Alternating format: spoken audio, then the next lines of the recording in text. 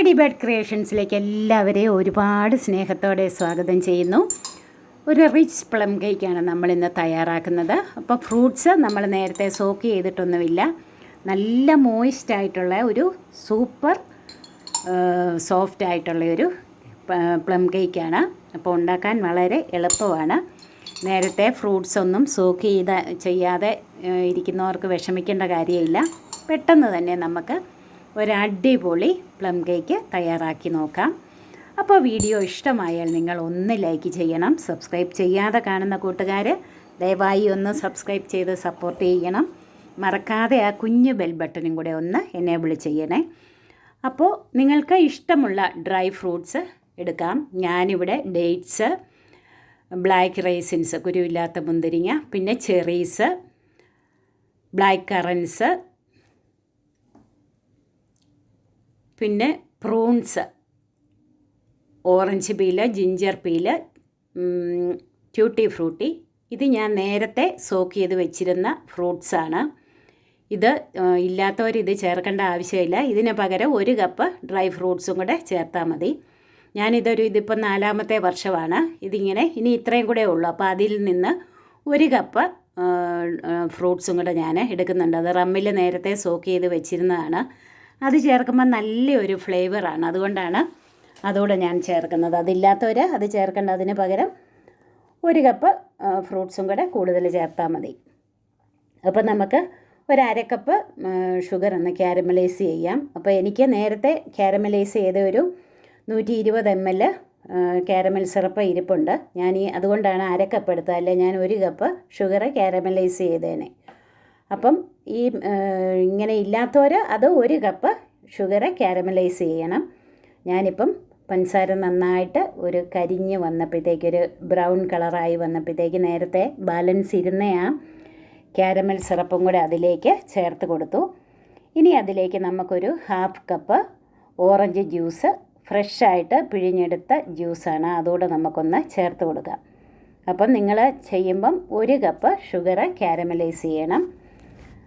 അതിലേക്ക് ഒരു 1/4 കപ്പ് തിളച്ച വെള്ളം ഒഴിച്ച് പിന്നെ ഓറഞ്ച് ജ്യൂസും കൂടെ ചേർക്കണം. അപ്പോൾ നന്നായിട്ടത് തിളച്ച് വന്നപ്പോഴത്തേക്ക് ഞാൻ ഫ്രൂട്ട്സ് എല്ലാം അതിൽ ചേർത്തിട്ടുണ്ട്. നമ്മളെടുത്ത് വെച്ച ഫ്രൂട്ട്സ് എല്ലാം ഒന്ന് ചേർത്ത് നമുക്ക് അതൊന്ന് ബോയിൽ ചെയ്ത് എടുക്കണം.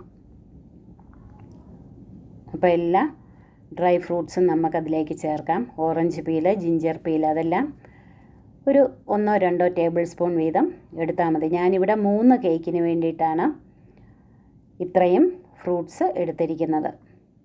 അപ്പം നിങ്ങൾക്ക് ഇതിൻ്റെ പകുതി അളവെടുത്താലും മതി, ഇത്രയും നിങ്ങൾ തയ്യാറാക്കുന്നില്ലെങ്കിൽ. അപ്പം നന്നായിട്ട് ഇതൊന്ന് ഇളക്കി കൊടുത്തൊരു മീഡിയം ഫ്ലെയിമിൽ ഇതൊന്ന് തിളച്ച് ഒരുവിധം ഒന്ന് വറ്റി വരണം. ഇനി കൂടുതൽ ഒരുപാട് അങ്ങ് ഡ്രൈ ആയി പോകരുത്. നമുക്ക് ഈ ഒരു പരുവാകുമ്പോഴത്തേക്ക് നമുക്കിതൊന്ന് തണുക്കുന്നതിനായിട്ട് വെക്കാം. നമുക്കൊരു അരിപ്പയിലൂടെ അരിച്ച് എടുത്ത് വെക്കാം. അപ്പോൾ കുറച്ച് ജ്യൂസ് കിട്ടും. അത് നമുക്ക് മാറ്റി വയ്ക്കാം.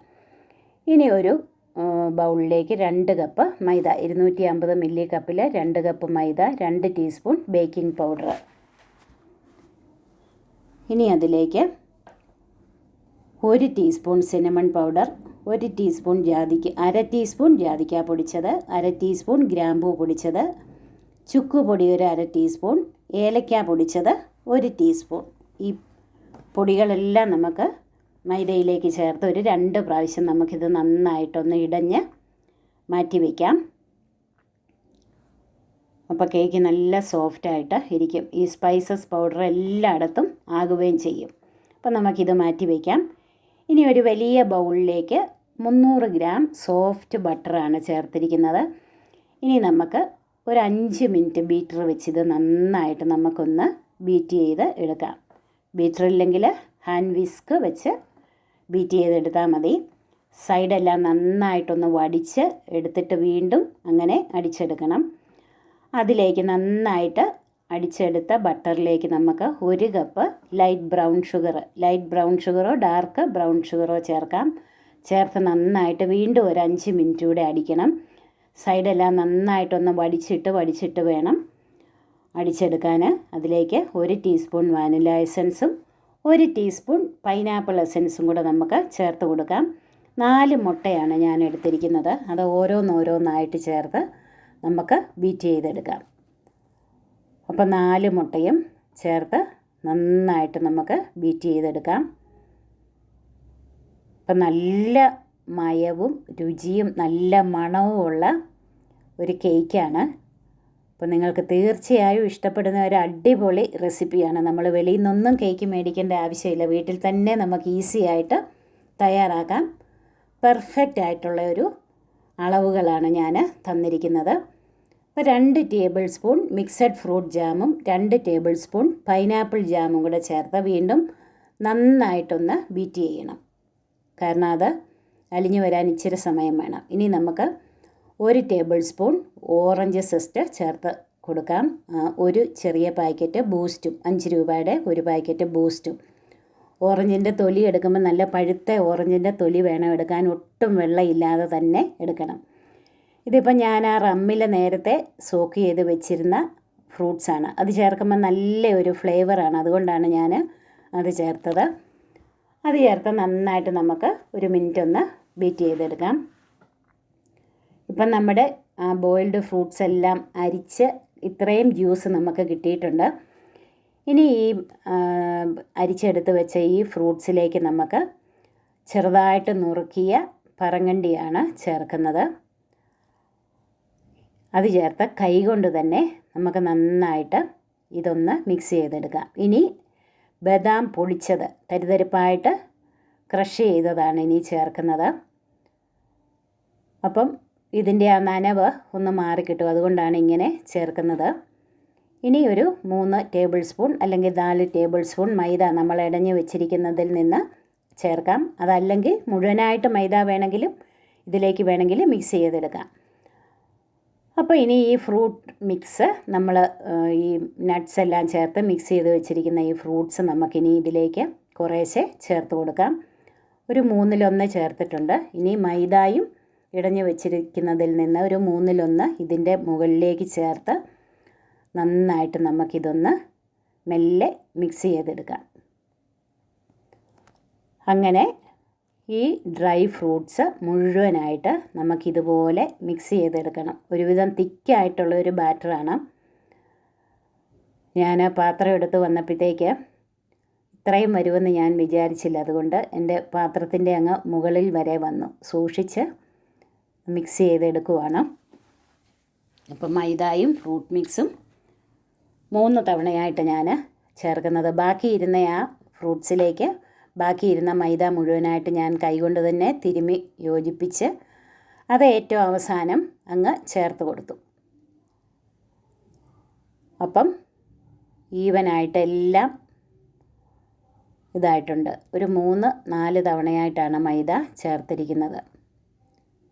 അപ്പം നമ്മളിങ്ങനെ ബേക്ക് ചെയ്യുമ്പോൾ ഇത് ഫ്രൂട്ട്സ് അടിയിൽ വന്ന് അടിഞ്ഞൊന്നും കിടക്കത്തൊന്നുമില്ല. അപ്പം ഫ്രൂട്ട്സിൽ ബാക്കി വന്ന ഫ്രൂട്ട്സിലേക്ക് ബാക്കിയിരുന്ന മൈദ മുഴുവനായിട്ട് തിരുമ്മി പിടിപ്പിച്ച് അതുകൂടെ ഇതിനകത്ത് ചേർത്ത് നന്നായിട്ടൊന്ന് മിക്സ് ചെയ്തെടുക്കാം. ഒരുപാടങ്ങ് ഓവർ മിക്സ് ചെയ്യണ്ട. അപ്പം ബാക്കി വന്ന നമ്മുടെ ആ ജ്യൂസില്ലേ, അതിന് നല്ലൊരു ഫ്ലേവറാണ്. ഈ ഫ്രൂട്ട്സിൻ്റെ എല്ലാം ഫ്ലേവറുണ്ട്, അത് നമ്മൾ കളയണ്ട. അത് നമുക്കിതിലേക്ക് അവസാനം ചേർത്ത് കൊടുക്കാം. അതുകൂടെ ചേർത്ത് കഴിയുമ്പം ഇതിൻ്റെ കൂട്ട് പാകമാകും. അപ്പോൾ ഒരുവിധം തിക്കായിട്ടുള്ള ബാറ്ററാണ്, ലൂസ് ബാറ്റർ അല്ല. പ്ലം കേക്കിൻ്റെ ബാറ്റർ റെഡി ആയിട്ടുണ്ട്. ഞാനിവിടെ 3 ടിന്നാണ് ലൈൻ ചെയ്ത് വെച്ചിരിക്കുന്നത്. 2 പേപ്പർ മോൾഡും 1 ട്രേയും. അപ്പോൾ 1 സ്ക്വയർ ട്രേ ആണ്, 2 എണ്ണം റൗണ്ടിലുള്ള മോൾഡാണ്.